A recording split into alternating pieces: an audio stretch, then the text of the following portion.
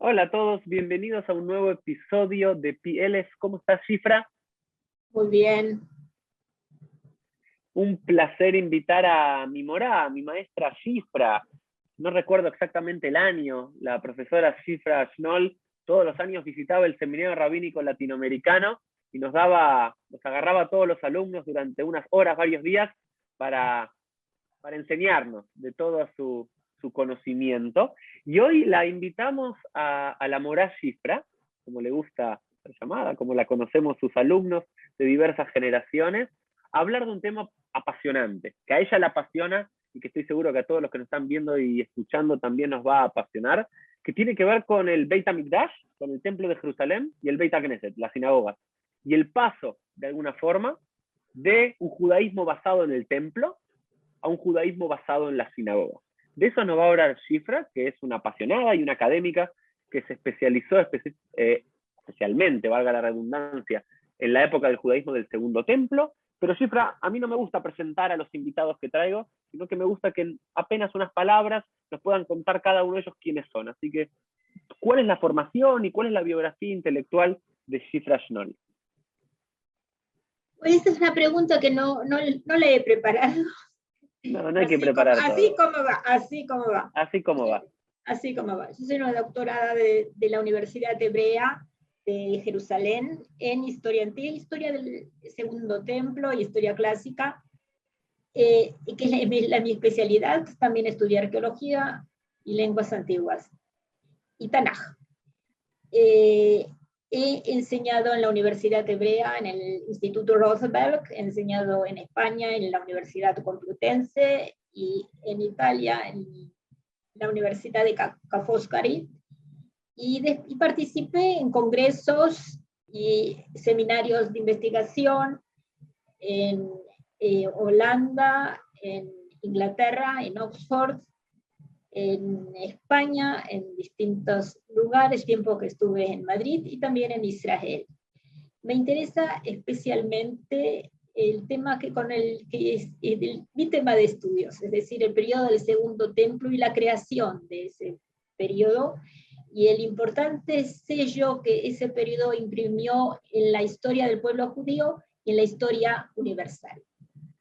Recordemos entonces, Cifra, para aquellos que no están acostumbrados a este lenguaje, que el periodo, o lo que llamamos el periodo del judaísmo del Segundo Templo, va desde algún momento de finales del siglo VI antes de la Era Común hasta el año 70, tras la destrucción del Segundo Templo, ¿no es cierto? Ahí hay que ubicarnos históricamente.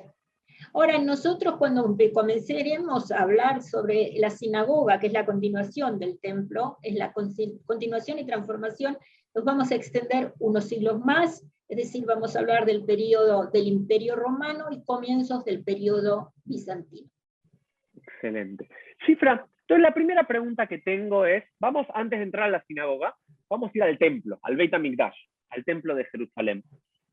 Todos los que leímos el libro de Deuteronomio, el libro de Barim, y todos los que conocemos un poco la historia judía, vemos una importancia superlativa a tener un único lugar de culto central para el pueblo de Israel, donde valga la pena mencionar que en el libro de Deuteronomio no se menciona que es Jerusalén, pero que luego en la práctica se terminó dando tras la conquista, quizás en la época de David, y la construcción del templo, del primer templo con Salomón, hacia mediados del siglo X antes de la Era Común, con ese lugar central del pueblo judío donde la Shejinah, la presencia divina, dice el Tanaj, que residía.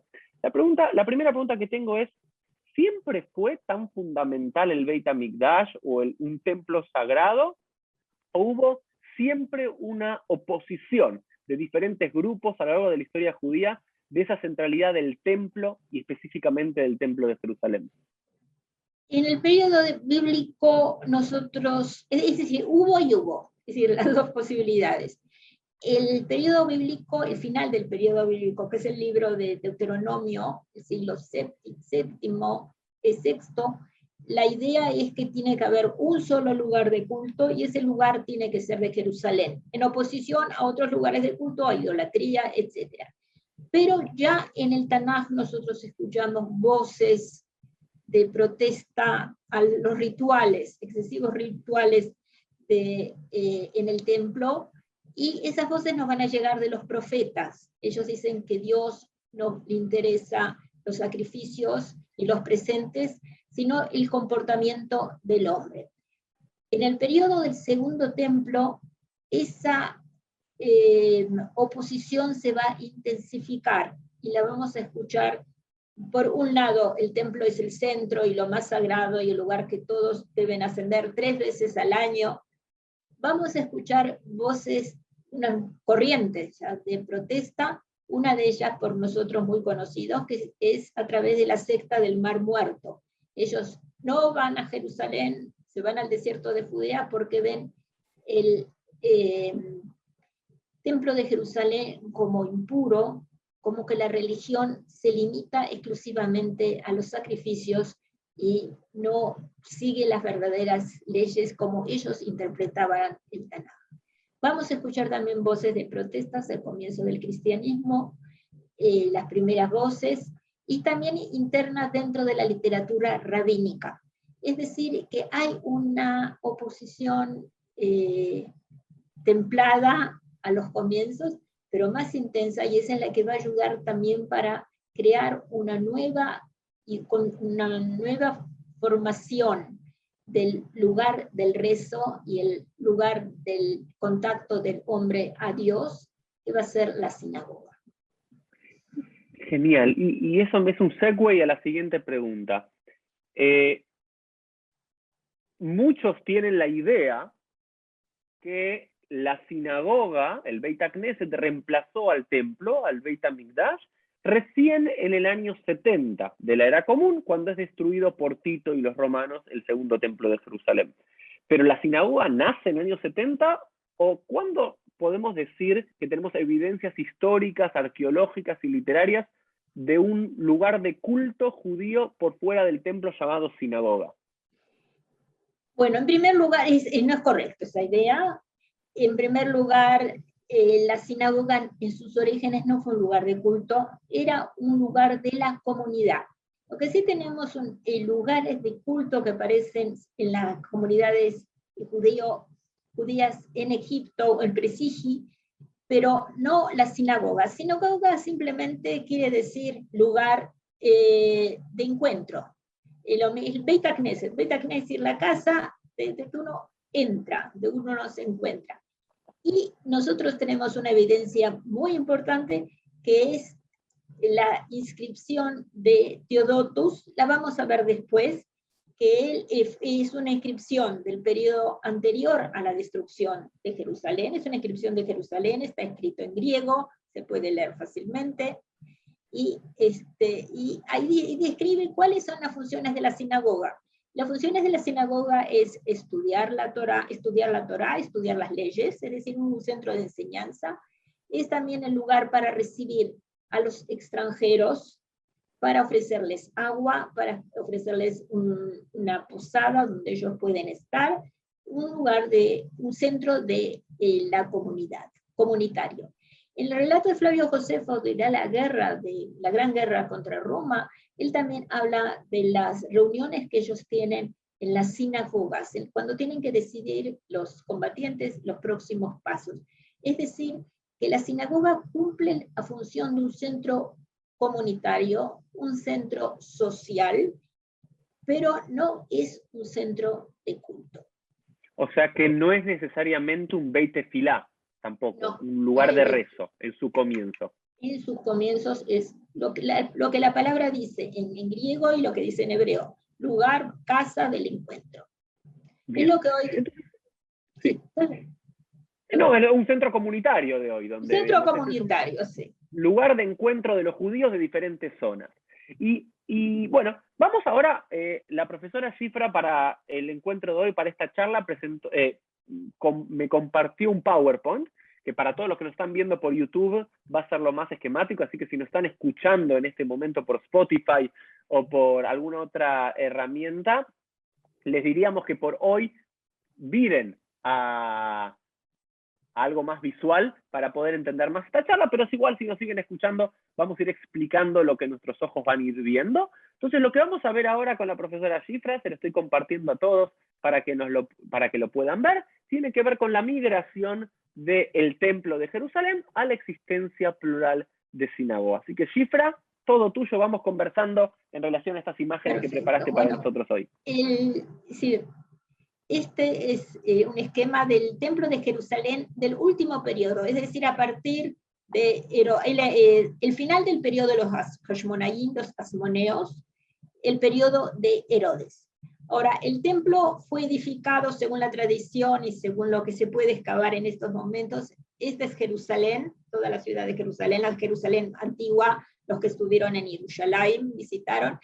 Y esta zona hoy en día está la mezquita de Omar, así que es casi imposible de excavar.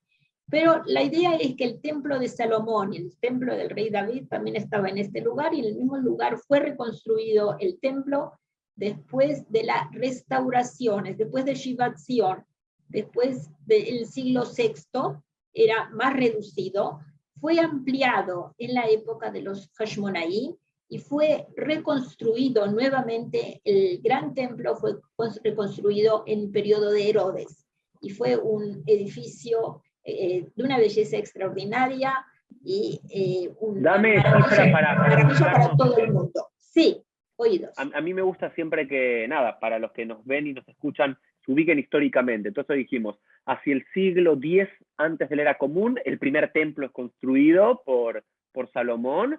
Hacia el año 516, si no me equivoco, es el año por lo menos general en el cual se dice la reconstrucción, ¿no? Con aquellos que regresan del exilio babilónico tras la conquista del imperio persa, Aqueménida. Luego tenemos una ampliación del mismo por los Hashmonaim hacia más o menos el año 140, 130 antes de la era común.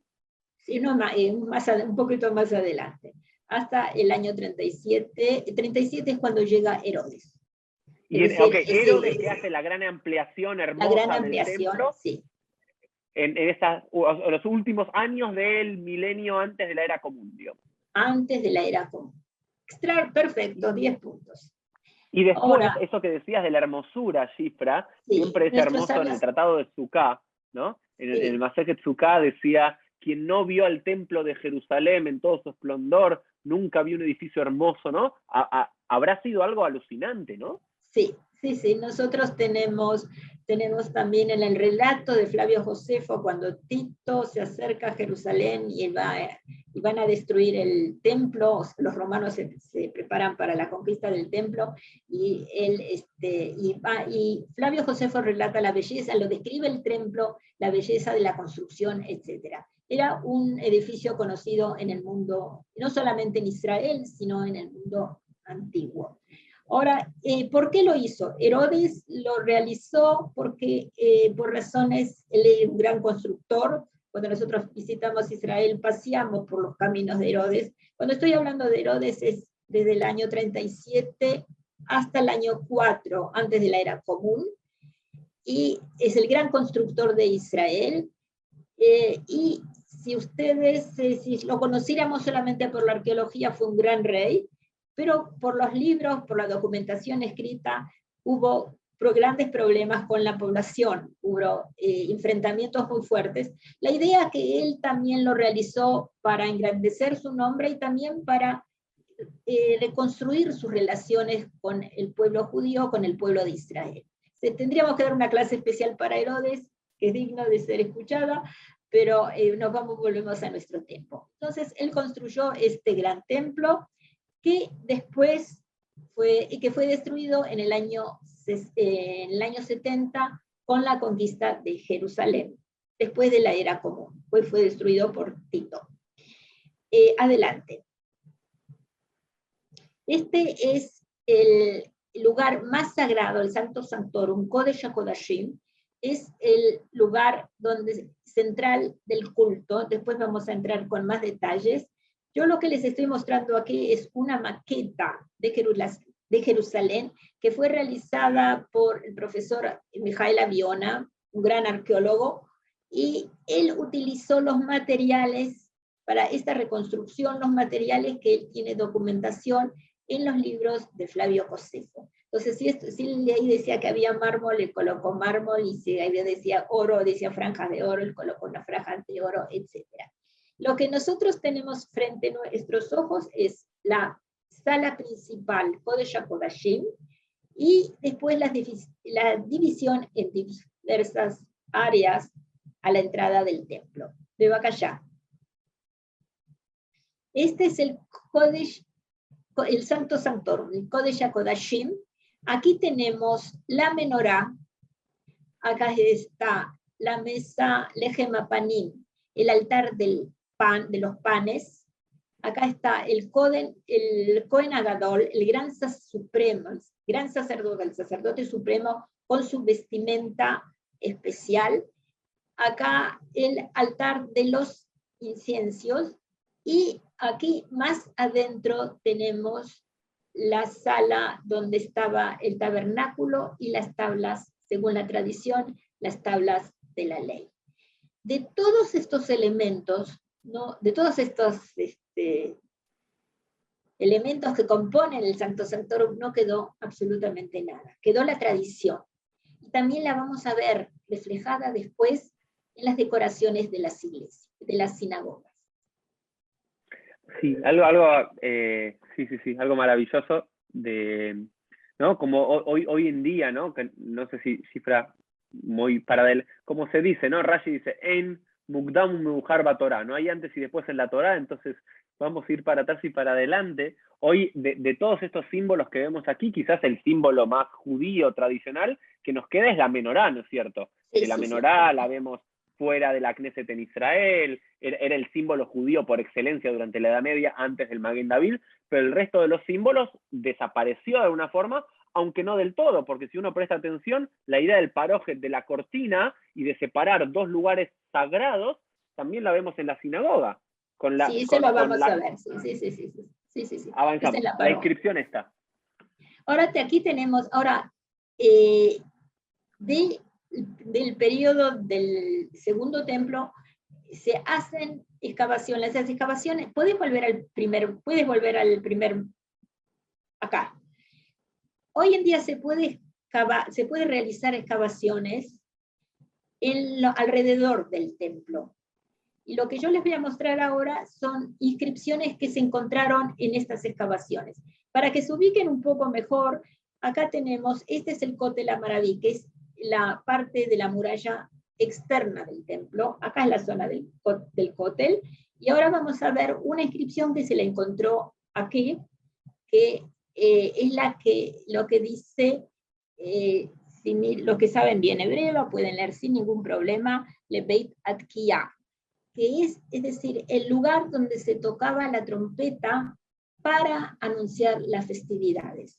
El templo va a ser no solamente el lugar del culto, sino que también el lugar donde se anuncia a las festividades, y cuando es el Rosh Chodesh, principio de mes, y después cómo se fijan el resto de las fiestas, y ellos tenían un lugar especial donde se llamaba a través de una trompeta o un shofar. No, tenemos tequía, puede ser también el shofar, se anunciaba la llegada de las fiestas. Adelante. Tengo una pregunta. Sí, tengo una pregunta. En relación al hebreo, ¿no? Porque sabemos que en esta época, ¿no? En algún momento del segundo templo, la caligrafía y la forma de escritura de las letras hebreas migró, ¿no es cierto? Digamos. Sí. ¿Nos podés contar un poco? Esto es claramente el hebreo, digamos, lo que se llama Este es el hebreo de hoy. Hoy en día lo puedes leer, no tienes problema para leer. Exacto, pero normalmente el hebreo hasta cierto momento, y me gustaría saber un poquito más, no era este Ktav Ashuri, ¿no? Este escrito asirio, ¿no? Como se lo llama, sino el Ktav Ibrí, Akadum, ¿no? Sí. ¿Cuándo se da ese cambio y por qué?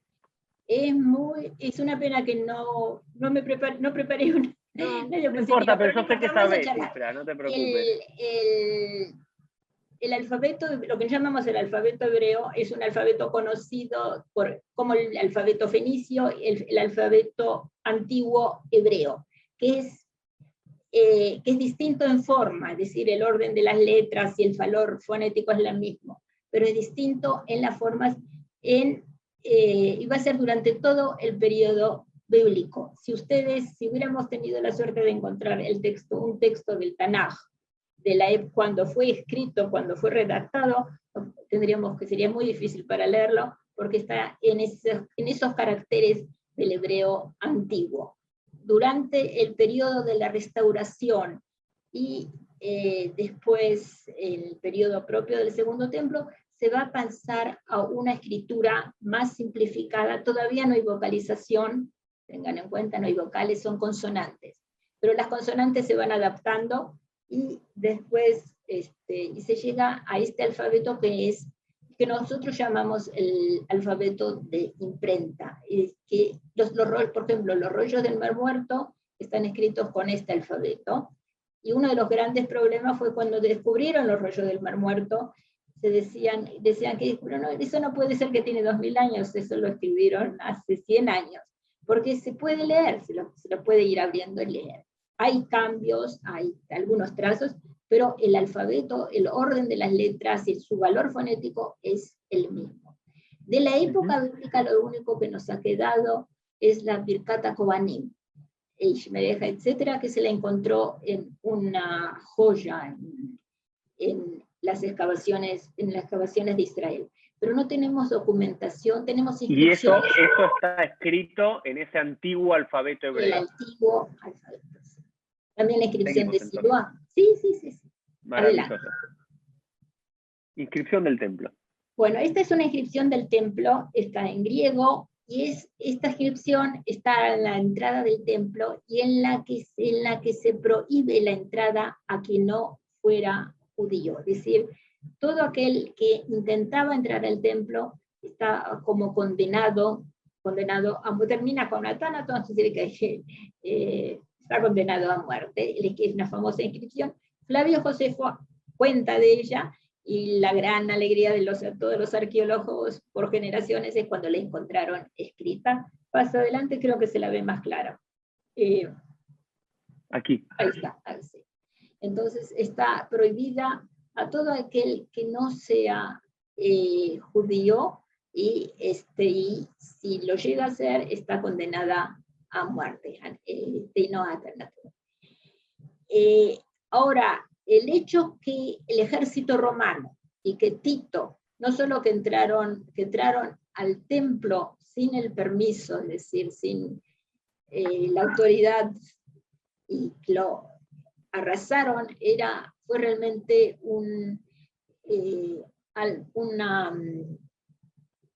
muy penoso, muy difícil de explicar, y vibró mucho dentro de la historia judía como una profanación. No solamente que lo destruyó, sino que primero de todo lo profanó en el momento que él pisa en los lugares santos que eran del templo. Te hago una consulta, esta inscripción, ¿estaba en griego para que el no judío lo entienda, o bien porque los judíos hablaban griego en esa época? Las dos cosas van. Porque la inscripción, la primera la que vamos a ver más adelante, que es la primera inscripción que tenemos de sinagoga, también está en griego. Es decir, que es una documentación de que los judíos hablaban, escribían y leían el griego, por lo menos las clases, la élite de la sociedad. Esta está dirigida especialmente a los gentiles, es decir, que está prohibida la entrada de ellos al templo. Ahora, esta es una vista general del templo, y nuevamente vuelvo a la reconstrucción del templo realizada por Aviona. Hoy en día está instalada en el Museo de Israel, esta es la maqueta, y acá tenemos la muralla externa. Acá tenemos, nuevamente les muestro, esta es la zona en la que es del Kotel, y estas son las partes de las galerías. El Kotel hoy estaría aquí, donde estoy marcando, ¿no? No, el Kotel estaría acá. Esta es no sé dónde decís acá, ¿dónde está? Yo no veo tu cursor. No ves mi cursor. No, decime del lado derecho, del lado izquierdo. Del lado izquierdo. ¿Aquí estaría el Kotel? Esta parte es la parte del Kotel. Okay, y acá la parte del Kotel es esta, o sea que... Sí. El valle que se pasa, esto es lo que baja al valle, que era el centro comercial y el centro muy activo de Jerusalén. Ok, perfecto. Ahora, lo que acá son las galerías del templo, y acá está la entrada al Kodesh HaKodashim, lo que habíamos visto antes, y esta es la entrada. ¿Se ve mi cursor? No, no se ve tu cursor, por eso andá indicándome a mí, por eso, para poder indicarle a la gente. Entonces, acá tenemos la muralla. La muralla Pará, externa. este es el cótel. Aquí donde estoy marcando en rojo es el cótel No, hoy. más abajo, más abajo, más abajo, más abajo. Más abajo. Aquí. Aquí. Esa parte. La piedra, Sí. la piedra de la tequía se la encontró Sí. aquí en el extremo. Acá en las excavaciones, Aquí. Estas son las excavaciones del cótel. Sí. Aquí. Y Perfecto. todo alrededor son las excavaciones que se realizaron alrededor del templo. Al templo mismo no se puede. O sea que Hoy esta se parte puede donde llegar. yo tengo el cursor ahora es donde estaría hoy el cótel igualitario. Y aquí Sí. el cótel tradicional. Sí. Perfecto. No, es menor Okay. la distancia. Okay. En el centro, ese edificio imponente es el Kodesh HaKodashim, y ahí está dividida la zona que es para los Leviim y la parte para Israel. Bien. Bueno, ahora continuamos. Esta es la zona nueva. Vamos a volver un poquito atrás. Sí. Las casitas que nosotros vemos son los edificios de Jerusalén. Son las áreas nuevas que fueron construidas en el periodo final del segundo templo. Hay menos edificaciones, menos pobladas. La gran cantidad de población estaba centralizada en esta zona, la que va del Te hago una cótel. consulta. Estas torres que vemos acá, ¿qué son? De esto quiero hablar. Esta es la fortaleza de Antonia. Antonia es en realidad en honor a Antonio, que Herodes construyó, ustedes realmente habrán recordado, el final del periodo del Imperio Romano, había unas figuras importantes, entre ellas había un triunvirato, entre ellos estaba Antonio y Octaviano. Y Herodes apoyaba a Antonio, y en su honor él construyó esa fortaleza, y esa fortaleza iba a ser muy importante porque era la fortaleza del ejército romano. Es decir, cuando ellos llegaban a Jerusalén se ubicaban ahí, y cuando había tumultos, cuando había rebeliones, etcétera, el ejército partía de ahí, salía de esa zona y sofocaba los levantamientos. Siempre, todo el tiempo, dominio romano, hubo levantamientos, y de ahí ellos salían. Y ahí se realizaban los juicios, las penas fuertes, etc. Ahora vamos a pasar a... Ahora, yo les estaba, cuando comenzamos a charlar, hablábamos que había oposición a la pureza o la integridad del templo. Y los que mejor lo expresaron fue la comunidad de Qumran.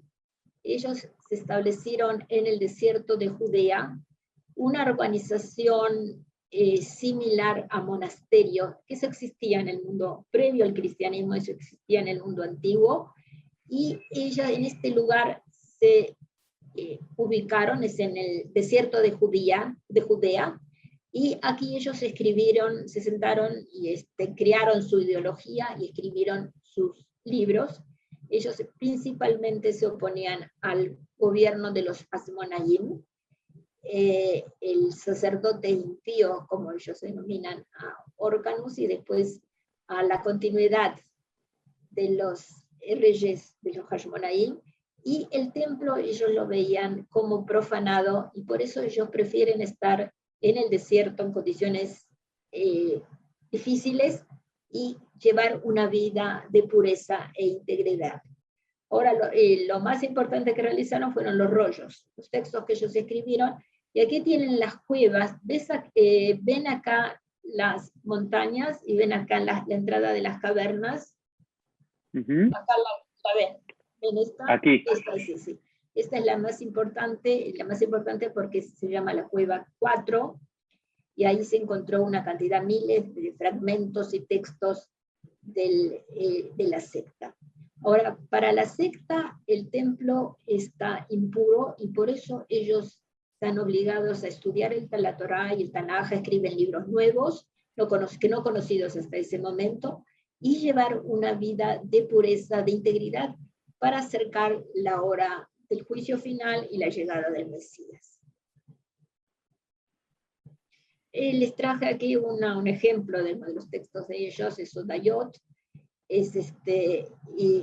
también no nos podemos acercar mucho, pero aquellos que leen hebreo pueden ver que los caracteres son fáciles, son accesibles, pero son textos, este texto, por ejemplo, no es desconocido hasta que fueron, como muchos otros textos de los rollos de Qumran, hasta que fueron descubiertos, y el problema siempre está aquellas partes de los que están, de cual textos no están íntegros, están fragmentados, y cómo se completa y cómo se comprende el texto. Ahora, todos los textos de Qumran están señalados por la cueva en que fueron encontrados. Entonces, de aquí dice 1, Q, quiere decir que fueron encontrados en la cueva número 4 de Qumran. Hoy hablamos de 11 cuevas. Y cuando ustedes lean, por ejemplo, en el Tanaj, cuando lean una edición del Tanaj y van a ver una parte de un texto o una publicación de los rollos del Mar Muerto, presten atención que siempre van a estar citados con el número de la cueva en que fueron hallados. Por último, les quería volver al primer tema, es decir, la importancia del templo. Según la tradición, el templo todo judío tenía que visitar 3 veces al año, son las fiestas nuestras, Pesach, Shavuot y Sukkot, y traer el presente, la ofrenda al templo. Y que esa era la forma de crear nuevamente el lazo entre Dios y el pueblo de Israel, y se festejaban, se realizaban procesiones, etc. La fiesta que que duraba más tiempo es la fiesta de Sukkot, que son 8 días, y sobre esa tenemos una gran cantidad de descripción en la literatura rabínica, y la que nosotros, si Dios quiere, la vamos a festejar dentro de 1 mes y medio, más o menos. Hasta acá teníamos la presentación. Te hago una consulta, Cifra, porque sí, imagino que la peregrinación, para aquellos que, no sé, no vivían en Jerusalén, pero vivían un par de kilómetros, un par de decenas de kilómetros, era posible. Pero acá ya tenemos judíos que vivían en Alejandría, que vivían en Egipto, que vivían en Siria, que vivían en Babilonia, que vivían en la Alta Galilea, muy lejos. ¿Esos judíos también peregrinaban a Jerusalén?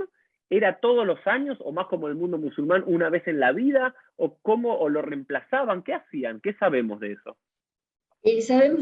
Sabemos lo que las fuentes nos relatan, que había peregrinaje. Hay estudios sobre, es decir, hay documentación de literatura rabínica sobre el peregrinaje, pero la literatura rabínica fue redactada por lo menos a 200 años después de la destrucción del templo. Tenemos los relatos del Nuevo Testamento en que cuando Jesús baja, me van a disculpar si ahora cito el Nuevo Testamento, pero está permitido. Cuando Jesús baja de la Galilea, él va por el camino por el peregrinaje, es decir, él baja de la Galilea y va a Jerusalén cuando él se va a anunciar, cuando él va a proclamar o anunciar sus nuevos mensajes. Es decir, es un ejemplo. También los de historiadores clásicos, tenemos documentación de los peregrinajes y las ofrendas que llevan al templo de Jerusalén. Cicerone, no sé cómo lo dice, nosotros lo llamamos Quiquerón, pero en Cicerón, en uno de sus discursos, él habla de que los judíos, la cantidad de dinero y ofrendas que los judíos llevan al templo de Jerusalén. Es decir, que la idea es que no lo hacían cada fin de semana, pero me imagino que por lo menos una vez a la vida, 2 veces a la vida lo hacían el peregrinaje, se hacía en Jerusalén. Y yo quería terminar con una foto agradable, pero en realidad el templo fue destruido, el que lo destruyó fue Tito, y este es el arco de Tito, en el que se relata la victoria de Tito sobre Judea. Digamos, para tradición interna judía no es solamente que arrasó el templo, sino que también hay una idea de una profanación, que es cuando hablamos antes cuando los utensilios del templo, y esta es el arco que él levantó, apoyado por el Senado romano, etcétera, para describir la conquista de Judea, que para Roma fue un hallazgo, un hecho muy importante para demostrar a todos los pueblos de los alrededores de que no conviene llevar una guerra, levantarse una guerra contra Roma. Es decir, que eso hay que anunciar. Pero ahí está el nombre de Tito o de Vespasiano. Se lo adjudica a Vespasiano. Tito, tiene que ser Tito. ¿No dice Vespasiano? Perdón. Acá yo no lo veo, puede ser que está. Sí. Mira, la Senatus idea es, Populus Romanus. Sí. Es el sí, Senado. Que el Senado y el pueblo romano se lo dan Vespasiano. No, Vespasiano ya es emperador. Él ya es emperador cuando es ellos le ofrecen, pero el arco es de Tito. Es el que señala la victoria de Tito sobre Judea. Hay unas monedas muy lindas, se puede decir muy lindas, en las que se ve la figura de Judea como una muchacha triste al lado de una palmera, y abajo dice Judea capta, Judea conquistada. Es decir, que ellos también imprimieron monedas para señalar la victoria. Ahora, hasta aquí estamos para los judíos fue una catástrofe absoluta. Y lentamente va a pasar la hegemonía religiosa, comunitaria y gubernamental de lo que tenía el templo, va a pasar a manos de la sinagoga. Es el tema que vamos a hablar ahora. Este es un mapa de las sinagogas de Israel, de época antigua, es decir, hasta la conquista de los árabes. Van a ver que la mayor cantidad de o sea que este es un mapa hasta el siglo VII de la era común. Sí. Pero hay más. No es completa, hay más. Ahora, la mayor cantidad de sinagogas están en el norte. El norte lo podés señalar. Y más tarde, esporádicamente, en el sur de Judea. ¿Por qué? Porque los romanos tuvieron muchos problemas en Judea, muchas revueltas, y ellos trataron de ir empujando la población, en primer lugar, hacia el norte, es decir, completamente sacarla de la zona del centro y de la cercanía de Jerusalén.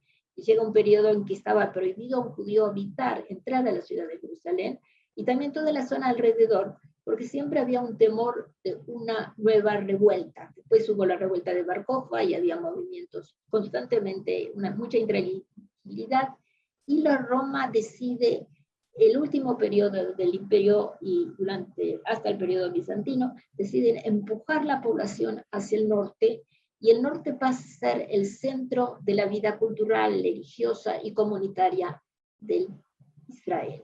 Por eso siempre es importante mencionar, Shifra, que algunas cosas, ¿no? Para los que no conocen la geografía de Israel, más o menos hasta acá o algo así, esta es la región de Judea y después comienza la región de la Galilea, y hacia el sur de Judea para abajo es la sección del desierto. Digo, como zonas topográficas, geográficas, para que la gente se ubique, la más al sur es el desierto del Negev, en el centro está Judea, que es donde estaba el templo, donde estaba Jerusalén y demás, donde estaba Hebrón, por ejemplo, y más al norte era la Galilea, y toda la producción del judaísmo rabínico del siglo II, del siglo III, del siglo IV, se da básicamente aquí, ¿no es cierto? Que tenemos Keisaria, por ejemplo, o Tiberias un poco más al norte, o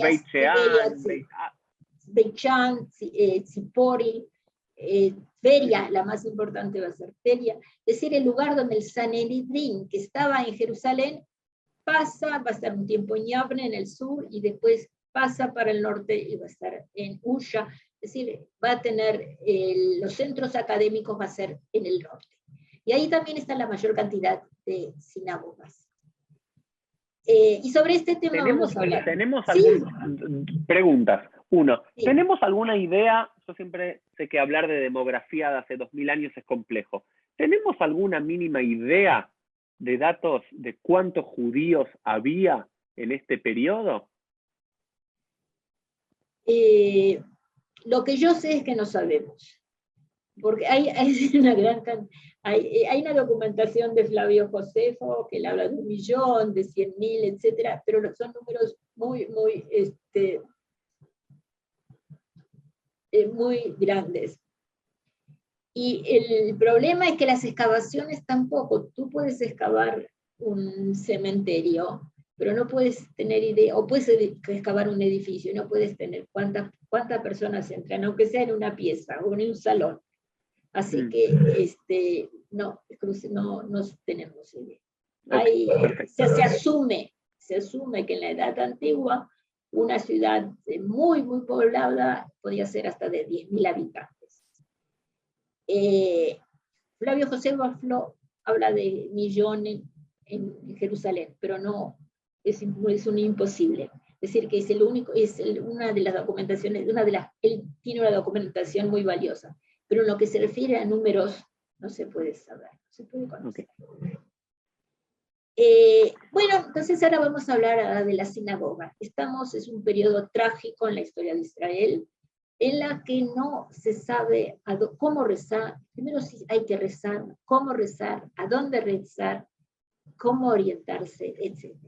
Y en este momento estamos en el siglo I, el punto de apoyo va a ser las sinagogas, que comienzan como centro comunal. Entonces ahora vamos a ver cómo ese centro se va desarrollando. Acá tenemos la inscripción de Teodotos. Es una inscripción de Jerusalén antes de la conquista de Flavio Josefo. Y lo que, está escrito en griego, un poquito difícil para leer, así que yo ya directamente les leo la traducción.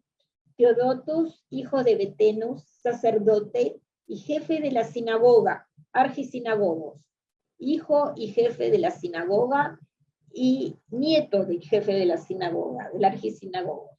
Construyó la sinagoga. Ahora él dice, ¿para qué construyó esta sinagoga?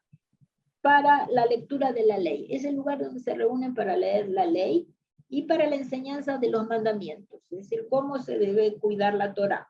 Así como un cuarto de huéspedes para recibir a los peregrinos, las habitaciones y los depósitos de agua, como posada para los necesitados, del extranjero, es decir, si alguien viene y necesita ayuda, es un centro social, y la sinagoga que sus padres fundaron con los ancianos y con Simónides.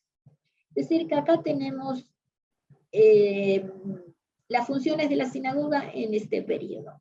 Un centro comunitario. En ningún momento habla del rezo por ahora. En ningún momento se habla del rezo todavía. Y rezo de culto. Ahora yo también traje otras slides de las más antiguas, vamos a pasar a esta. Esta es la de Gamla. Gamla está en el norte, en la Galilea, y en la Galilea superior, un lugar precioso, y también fue destruida por el ejército romano en su avance a Jerusalén. Hubo mucha resistencia, una gran resistencia, pero al final ellos lograron conquistarla. Ahora lo que tenemos, esta es una sinagoga, es anterior a la destrucción del templo. Y esas son las características. Tiene un salón central que es una forma de una basílica, no la basílica cristiana, sino la basílica clásica, es decir, un salón con una línea de columnas y alrededor los lugares donde ellos se podían sentar o se podían apoyar. Hay un lugar que se asume, muy seguro, que es el lugar donde se guardaban los libros sagrados. Y es decir, ya en esa época se tenía un concepto de un Sefer Torah, un lugar donde se podía guardar el libro. Y lo que hay también a su ladera, que acá no se la ve muy bien, hay también una mikve, es decir, un lugar, depósito de agua, y un lugar que también puede ser usado para los baños rituales. Ahora, durante sí, ¿te hago una consulta? Sí. Una consulta. Una de las cosas, ¿no?, que también afloró en la arqueología cuando se empezaron a redescubrir todas estas sinagogas que estuvieron ocultas durante siglos, ¿no?, que los arqueólogos las encontraron especialmente en el siglo XX, tenían que ver con el lugar de las mujeres, ¿no? Y que no se ve como se ve en las sinagogas medievales, una partición física para las mujeres. Y algunos decían que era porque las mujeres no iban, y otros decían porque las mujeres participaban conjuntamente con los hombres. ¿Qué es lo que dice hoy la la comunidad Mira, académica al respecto? Yo no sé si represento toda la comunidad académica, pero lo que se ve en estas, y lo que iba en otras sinagogas que fueron una adaptación de lo que era antes el Palacio Real, en Metzadá y en Herodión, lo que se ven son los asientos, y son asientos comunes, es decir, que la idea es de que sí, que hay hombres y que hay mujeres. También vuelvo nuevamente al relato de Jesús, cuando él va a la sinagoga hay también mujeres, no es que solamente van hombres, sino que también van mujeres, y en los asientos no hay separación entre hombres y mujeres. La primera vez yo creo que se habla de una separación de hombres y mujeres es una sinagoga de Egipto, y que era en un momento que ellos tuvieron un ataque de la población del lugar, es decir, es algo más tardío. Esa es la idea que yo tengo académicamente formada, no es que la oración era exclusiva de los hombres.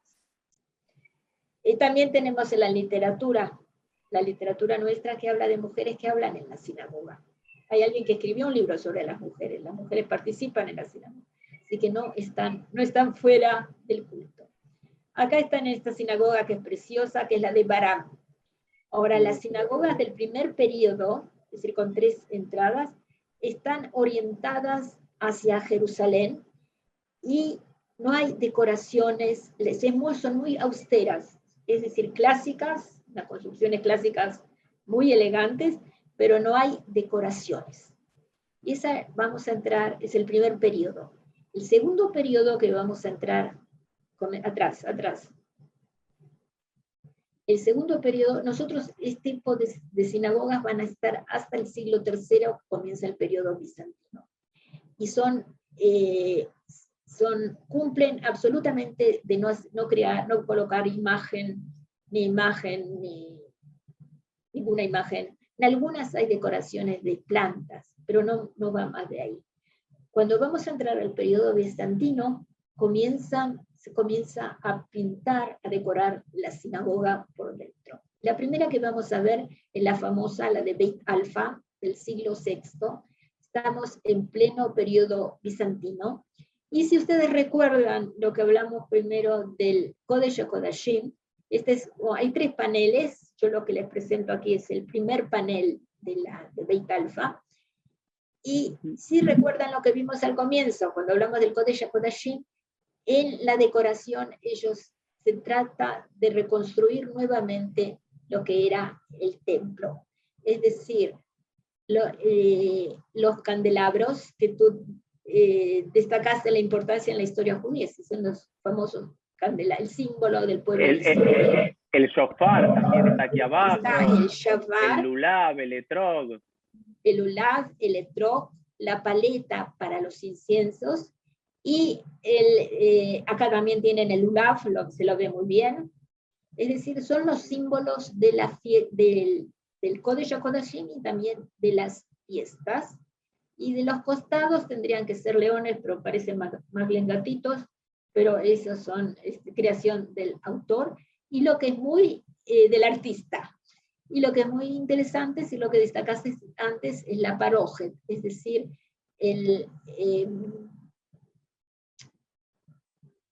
la cortina que separa del lugar más sagrado con los símbolos, y el lugar donde está el Kodesh HaKodashim, el lugar donde tendrían que estar las tablas de la ley, y en este periodo van a estar los libros de la Torah.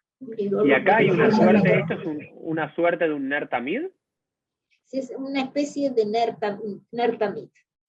Sí, de la luz eterna, que hasta el día de hoy está colgada en nuestras, arriba del Eijal, del Aron Kodesh, ¿no? Sí. Lo mismo vamos a ver de esta sinagoga del Beit Shan, hay mucha discusión entre los arqueólogos de cuándo, el siglo V, el siglo VI, también pleno periodo bizantino. Las decoraciones ya no son las construcciones imponentes, sino la decoración va sobre el piso, porque ya estamos en pleno periodo del Imperio Bizantino y ya hay una cierta prohibición de grandes construcciones de sinagogas, y la decoración va a estar orientada más interno. Muy hermoso, muy hermoso. Sí, esta es muy linda también. Entonces, va a tener los mismos elementos que vuelve para atrás. ¿Puedes volver? Sí.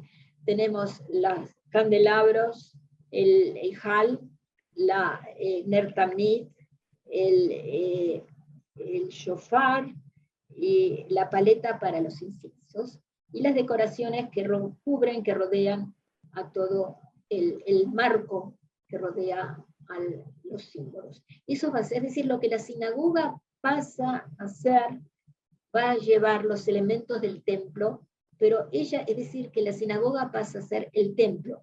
Pero si antes el templo era el lugar para el rezo, para el contacto directo para los sacerdotes y los levín, ahora todo Israel puede participar en la construcción y en el rezo que es común a toda la comunidad.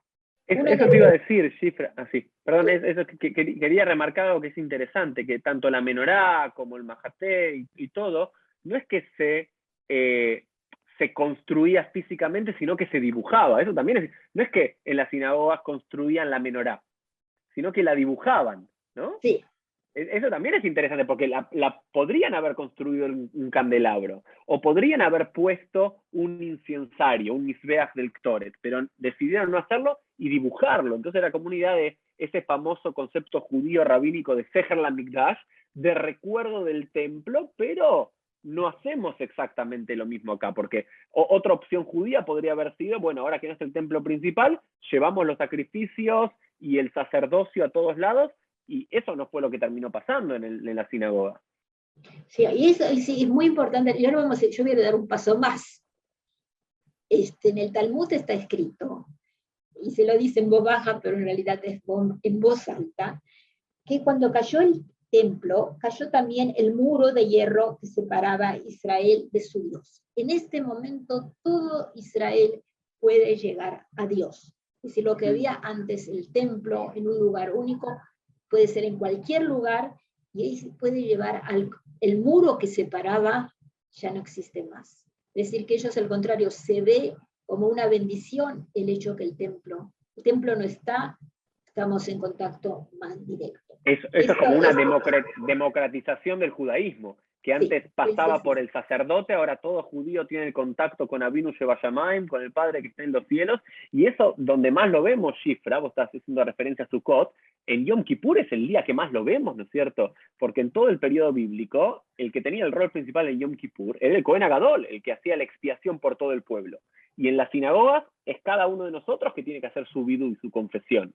Ahí es donde vemos ese bien marcado, esa democratización que llevó la tragedia de la destrucción del templo. Sí, eso yo creo que es uno de los puntos más importantes o quizás el más importante de la sinagoga. Lo que yo cité recién es del Talmud de Babilonia, Masejet Brajot.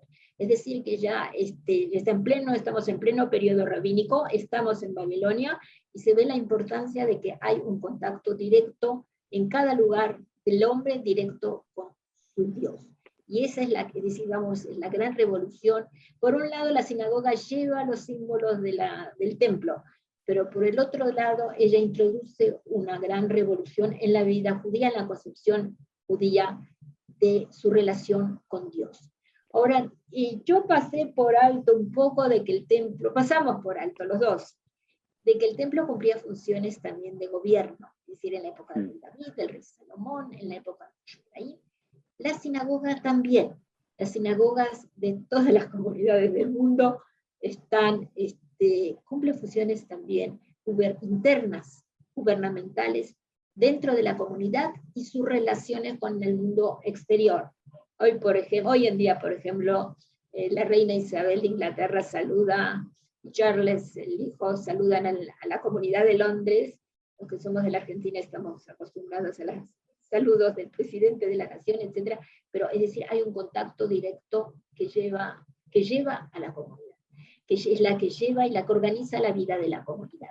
Y esa fue también una de las grandes revoluciones, en realidad, hasta la creación de Israel, pero yo creo que en la diáspora continúa este gran cambio y se introduce nuevas ideas en las funciones de la sinagoga. Y un punto que te quería preguntar, Shifra, para no pasar por alto, dijimos que uno de los cambios que hubo fue esta relación más personal entre cada judío y Dios, y no a través del sacerdote. Vimos que también hay un único templo, pero puede haber múltiples sinagogas, ¿no? Uno en singular y el otro en plural. Vimos también un cambio de los sacrificios al estudio, y seguramente también lo veremos hacia el rezo. Y en relación a cuál es la figura del liderazgo, porque claramente en el templo la figura del liderazgo era el sacerdote. En estas sinagogas, ¿la figura del liderazgo era el rabino o no necesariamente? No, la figura es, no, los rabinos son los que, es decir, el liderazgo es llevado por los rabinos. Es decir, la documentación que nosotros tenemos es llevada por los rabinos. Y no hay tampoco no hay una elección, pero tienen que ser una gente con estudios, con su preparación. Y yo ahora estaba trabajando sobre un tema completamente de costado, no pertenece a este periodo, pertenece al siglo XX, sobre una comunidad de Grecia que fue exterminada en el Holocausto, y en el momento en que los sacaron de la ciudad de Yanina, uno de los dirigentes que pertenecían también a los rabinos dice, yo soy el culpable, porque en realidad los rabinos siempre llevaban, también hasta la guerra, la última, Segunda Guerra Mundial, hasta la última, eran los que eran responsables por la comunidad. Es decir, que eso también, Cifra, suma una democratización, porque para ser sacerdote tenías que ser de la casta de Leví, supuestamente, descendiente de Aarón, o lo que fuese en la época de Baja Shemanaim. En cambio, rabino podía ser cualquier judío, incluso un converso, como tenemos varios casos, ¿no? en la literatura rabínica, que decidiese estudiar. Eso también hay como un gran periodo de democratización tras la destrucción. Dentro sí. No, ahora, no demasiado porque no había elecciones, pero generalmente la idea es de elegir el rabino que estaba mejor preparado, el mejor especializado dentro de su área, y el que más podía mantener contactos con la población, también con el gobierno exterior. Sí. Bueno, ahora vamos a hablar, lo último que les quería decir, sinagogas nosotros tenemos hoy en día, no solamente en Israel, sino también en la diáspora. Yo les traje solo unas imágenes de las más famosas que tenemos de este periodo, que es la sinagoga de Dura Europos. Dura Europos está en Siria, a la entrada a la Mesopotamia, sobre la costa del Éufrates, y era una comunidad que se creó, la sinagoga que vamos a ver es durante la ocupación romana, y les estoy hablando del siglo III. Hasta que el reinado de los partas, es decir, es un reinado de los persas antiguos, conquistaron el lugar y lo destruyeron. Es decir, que lo que vemos ahora son imágenes entre el siglo II al siglo III, y acá confluyen una tradición oriental, la ven por la vestimenta, y también elementos del mundo clásico, que también lo ven por las decoraciones, por el edificio. Hoy esto uno diría, Cifra, esta imagen que vemos acá, hoy podría ser un sacerdote ortodoxo griego, ¿no? Sí. Pero sí, o puede ser la vestimenta de los persas antiguos, lo que ellos llevaban en el culto de Zaratustra. Pero eso es lo que ellos veían, y así ellos imaginaran el supremo sacerdote. Ahora aquí también hay ahora a diferencia de lo que vimos anteriormente, acá empieza el gran problema de las imágenes. Yo no les mostré en Beit Alfa también hay un problema de imagen. Acá empiezan las imágenes dentro del templo, que solamente tenemos testimonio de lo que yo sé del periodo antiguo. Ya en la Edad Media no, y actualmente no. A nadie se le va a ocurrir hacer un dibujito, uno de estos dibujitos. Pero en este periodo se dan imágenes, y la de Beit Alfa, por ejemplo, se ve la imagen de Abraham, que lleva a Isaac al sacrificio, etc. Y acá vemos el supremo sacerdote, vemos la menorá en el centro, vemos el Ejal abajo, el Ejal está abajo, las entradas al templo de Jerusalén, un peregrino que lleva su ofrenda, puede ser la ofrenda al templo. La vestimenta es una vestimenta oriental. Y ahora, si miras bien al supremo sacerdote, arriba está escrito en griego las letras Aarón, es decir, que es descendiente de, sí, lo que destacaban, que para ser supremo sacerdote tiene que ser descendiente de Aarón, y al lado, ¿quién serán? Los hijos que lo acompañan, y los animales, los animalitos que van llevando la ofrenda. Y esta es la próxima, es la decoración, también esta es de Dura Europos. Dura Europos es fascinante, cuando vuelvan a su casa, abran en el internet la sinagoga de Dura Europos, porque es un salón completamente cubierto de imágenes, con motivos bíblicos. Y en el centro, la que yo elegí acá fue la del templo, es decir, tenemos, no es exactamente lo que vimos anteriormente, pero los motivos son del templo. Tenemos el candelabro, tenemos el lugar donde tendría que estar el Ner Tadinit, el hombre que está, el rezo, y las columnas que se asemejan a un lulav y que señalan el rezo, van señalando las fiestas o las tradiciones del templo.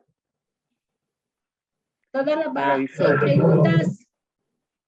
Sí, yo tengo algunas preguntas para ir cerrando, Shifra. Sí. La primera es, que creo que a mí no me quedó claro, es cuándo la sinagoga pasa de ser un lugar solamente de encuentro y de estudio de la ley de la Torá a pasar a ser un lugar de rezo. ¿En el siglo I, en el siglo II? ¿Cuándo tenemos evidencia que se empieza a rezar en las sinagogas también?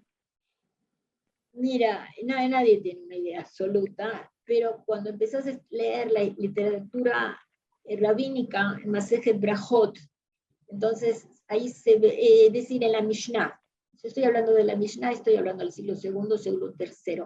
Entonces ahí empieza ¿cómo va toda la literatura rabínica? Se discute. Se discute cuando se dice Kriyat Shema, cuando empieza la luz, etc. Es decir, que la oración comienza a desarrollarse cuando un siglo poco más después de la destrucción. No tenemos. Perfecto. Ahora lo que tenemos sí, son testimonios de la secta del Mar Muerto. Y hay trabajo muy interesante de Fishman, es un investigador americano, pero trabajo muy interesante, que en la secta del Mar Muerto ya tenemos lo que es el rezo comunitario. Es decir, que tenemos, uno de los rollos está dedicado a las canciones de Shabbat, de Shabbat, y la idea es decir, hay tefilá, hay rezo en el Tanaj, pero es individual, el Teilim es individual. Lo que aparece en los rollos del Mar Muerto es que la comunidad en determinado momento se paran, se levantan y rezan, y es algo que se va formando fijo. Y parece que esa idea se fue, y fue introduciendo dentro del mundo rabínico, y se fue adaptando. Ahora se trató de fijar de que el rezo sea a los mismos tiempos en que eran los sacrificios. Sí, el propio tratado de sí, Shabbat, el propio tratado de sí, Brajot, dice que sí. a la mañana era el Corbán Tamid de la mañana, el de la tarde, el Corbán Bein Arba, y a la noche. Pero a través de la literatura, no es algo que se dijeron, bueno, vamos a hacer fijar la Kriyat Shema. No, se va discutiendo, se va tratando y se va creando. En este marco se va creando la tefila. Y Shifra, Ajarón Habib, solamente para cerrar, porque ya estamos en el pasado, esta hora de encuentro, algo que siempre me llamó la atención a mí, que no nos detuvimos en esto, pero a mí me parece alucinante, cómo en la tradición judía hay una ruptura y una continuación siempre, ¿no? Como la sinagoga es una continuación del templo, pero a la vez una ruptura. Trata de imitar con los lugares sagrados, separando a la comunidad donde está el arca sagrada, que lo llamamos el Arón HaKodesh, también en rememoración al Arón, y ponemos un paroje, ponemos una cortina en el medio para separar a la congregación también tenemos estas figuras como, algunos dibujos como la menorá, hoy algunas sinagogas la tienen físicamente, ¿no es cierto? También se hizo costumbre, o tener el Ner Tamid, simbolizando también eso. Y algo que siempre me llamó la atención, que no lo vimos, y yo sé por qué no lo vimos, pero me gustaría discutirlo contigo un instante, que es una lectura que no sé dónde la leí por primera vez, que tenía que ver que tras la destrucción del templo de Jerusalén, en la Edad Media, el mundo cristiano llevó las vestimentas del Cohen Gadol a lo que sería su sumo pontífice, ¿sí? Todas esas vestimentas sacras, los turbantes, la diadema, un vestido largo con bombillas abajo, todo lo que tenía el sumo sacerdote en la antigüedad, y que los judíos no se lo pusimos al rabino, sino que se lo pusimos al Sefer Torah, se lo pusimos al rollo de la Torá. Entonces, eso, no sé si alguna vez lo escuchaste, pero siempre me pareció esa comparación muy, muy interesante, cómo el mundo cristiano lo llevó a una persona y el pueblo judío lo llevó a un texto. La verdad que es muy interesante, pero no, yo no lo leí, no lo encontré, no lo conozco. Ahora, algo que ya hablaste del mundo cristiano, en realidad el mundo cristiano, la iglesia, es una continuación de la sinagoga. En el principio ellos lo llaman oikos es casa, era el lugar donde se encontraban y rezaban, o se estudiaba, etc. Es decir, que una de las influencias, grandes influencias que tiene el judaísmo sobre el cristianismo desde sus orígenes, es la creación de la iglesia. Eso sí que quería destacar, y ellos están conscientes. Ahora, con respecto al Sefer Torah, las vestimentas del Sefer Torah, si eso es algo adoptado o utilizado, yo la verdad que no lo. Es decir, el problema mío es que yo llego hasta la Edad Media. Claro, decir, y todavía las vestimentas de la Torah empiezan después. Los rollos no se encuentran nada. El rollo es el texto, bueno, la tinta, y ahí estamos. Ahí nada más. Cifra, ahora, quiero agradecerte. Sí. Sí. No, el gran cambio que hay es el hecho de que se pasa a llevar a un rollo, pasa por todas las manos de Israel. Cuando nosotros pasamos con el rollo Sefer Torah por toda la Keilah, es decir, que toda la Keilah tiene el contacto directo, y esa es parte de la revolución de la sinagoga. Con esa idea, la revolución de la sinagoga, me gusta el término para cerrar, Cifra. Y continuación, gracias, revolución y continuación. Cifra, gracias por participar de este Pieles, y nos vemos todos en un próximo episodio. Chau, chau. Chau, shalom. Shabbat shalom.